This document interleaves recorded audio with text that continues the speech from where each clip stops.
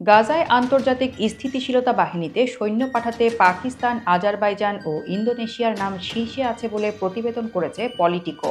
প্রতিবেদনের সূত্রে জানানো হয়েছে, যুক্তরাষ্ট্রের এক সক্রিয় প্রতিরক্ষা কর্মকর্তা এবং এক সাবেক কর্মকর্তা এই তথ্য দিয়েছেন, তবে এখনও কোনো দেশ আনুষ্ঠানিকভাবে অংশগ্রহণের সম্মতি দেয়নি। পলিটিকোর প্রতিবেদনে বলা হয়েছে, এই তিন দেশকে সৈন্য সরবরাহের শীর্ষ প্রার্থী হিসাবে দেখা হচ্ছে। এর আগে এক সূত্রে বলা হয়েছিল, মিশর, কাতার ও সংযুক্ত আরব আমিরাতও গাজায় আন্তর্জাতিক স্থিতিশীলতা বাহিনীতে অংশগ্রহণ করতে পারে। এসব দেশকে যুক্ত করে যুক্তরাষ্ট্র একটি পর্যবেক্ষণশীল এবং স্থিতিশীলতা বাহিনী গঠনের পরিকল্পনা করছে, যার উদ্দেশ্য হবে যুদ্ধবিরতি, নজরদারি এবং পরে হামাসকে নিরস্ত্র করার উদ্যোগ সমর্থন করা।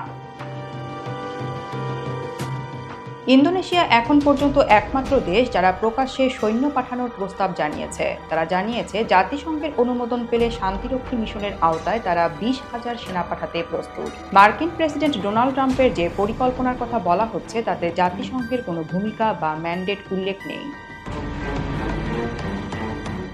পলিটিকো প্রতিবেদনে আরও বলা হয়েছে, কাতার, ইউএই ও মিশরের সেনারা ইসরায়েলের অভ্যন্তরে একটি সামরিক ঘাঁটিতে যুক্তরাষ্ট্রের সঙ্গে মিলিত হয়ে যুদ্ধবিরতি পর্যবেক্ষণে অবস্থান করবে এবং তথ্য মাধ্যমে উঠে এসেছে। আর মার্কিন পরিকল্পনার পরবর্তী ধাপ হিসেবে হামাসকে অস্ত্র সমর্পণে বাধ্য করাই লক্ষ্য হিসেবে রয়েছে বলা হয়েছে। ট্রাম্প নিজেও সম্প্রতি বলেন, ওরা নিরস্ত্র হবে, না হলে আমরা ওদের নিরস্ত্র করব।